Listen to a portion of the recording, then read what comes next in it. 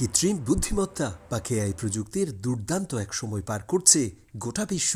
প্রযুক্তির এই উৎকর্ষ সাধনার অংশ হিসেবে এবার গণপরিবহনে চালকবিহীন যানবাহন যুক্ত করল জার্মানি।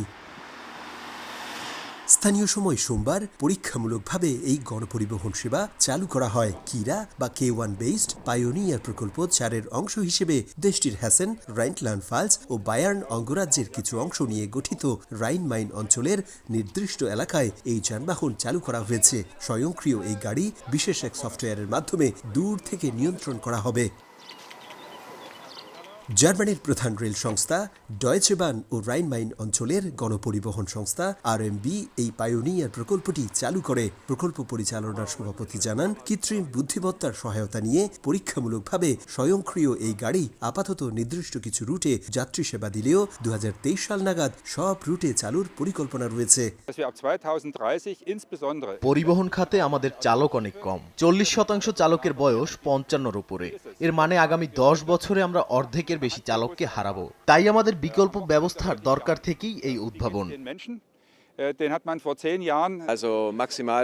আপনাকে বেশি হলে 100 বা 200 মিটার হেঁটে পিকআপ পয়েন্টে যেতে হবে। আর যদি অনেক যানবাহন থাকে সেক্ষেত্রে আপনার কাছে চলে আসবে।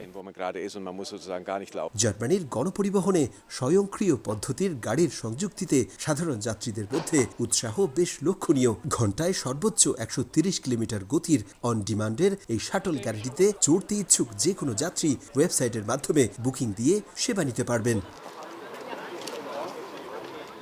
জার্মানিতে গণপরিবহন ও মোবিলিটি খাতে স্বয়ংক্রিয় প্রযুক্তির ব্যবহার নিঃসন্দেহে যুগান্তকারী একটি পদক্ষেপ।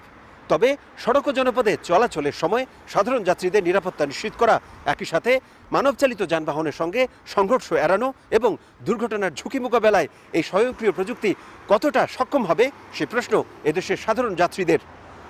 জার্মানি থেকে বিটু বড়ুয়া, সময় সংবাদ।